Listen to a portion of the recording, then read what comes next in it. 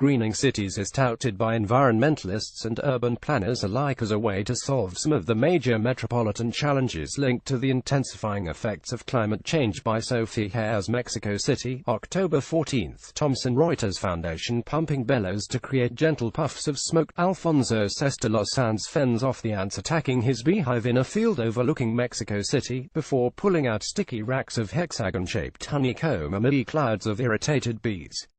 His face covered with the netting of his thick white suit to protect against stings, Sestelos explains how threats to bees in the megacity could jeopardize efforts to make it greener, as the insects fall victim to the same factors decimating rural bee populations as well as urban sprawl.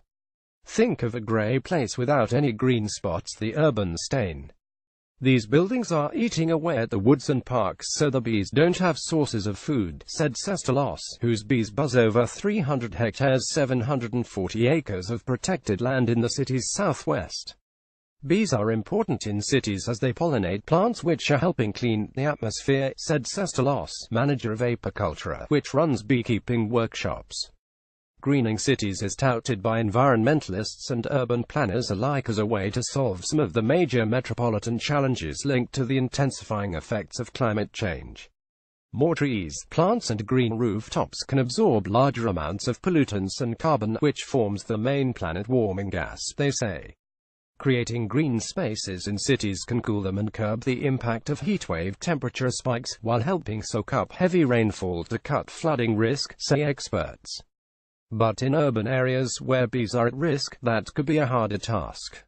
Under attack from a poorly understood phenomenon known as colony collapse disorder, bee populations have declined sharply around the world. Pesticide use, disease and mites, as well as habitat loss, are largely blamed for the decline. The effects may be far-reaching.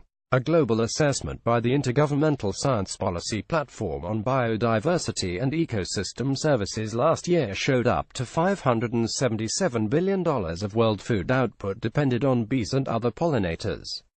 Firemen armed with soap. Urban beekeeping is on the rise in cities such as London and New York, where homeowners, companies and restaurants are setting up rooftop hives that each house thousands of bees. But strict rules in densely packed Mexico City about the location of hives restrict them mainly to the city fringes. As the city continues to expand, reducing green areas, beekeepers have less space to work, said Adriana Peña-Velas, a vet who advises Efecto Colmena Beehive Effect, which rescues and relocates bee swarms. The bees are starting to lose the habitat, she told the Thomson Reuters Foundation. Mexico ranks as one of the world's biggest honey producers, churning out more than 55,000 tons last year from over 40,000 beekeepers who tend about 2 million hives around the country. It wants to sign up more producers, but its bees are under pressure both in rural honey-producing areas and cities.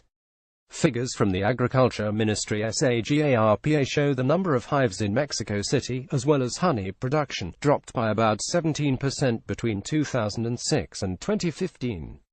Beekeepers, however, estimate that populations in the capital have fallen by up to 30% in recent years, said Apicultura's Sestelos.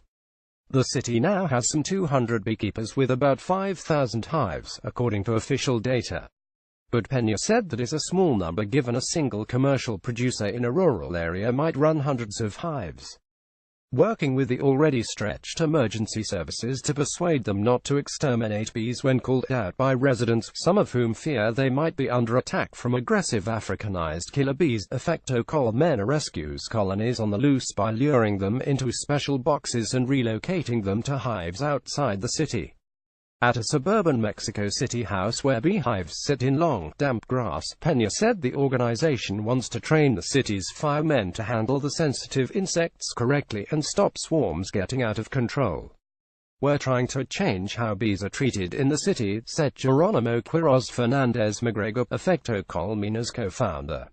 If you have a swarm at your house and call the firemen, they have a protocol of extermination, mostly with water and soap. The soap goes into the bees' respiratory systems and they choke to death. With many bees fleeing the fields due to the use of agrochemicals, they head to cities where residents don't want them and they are often killed, he added.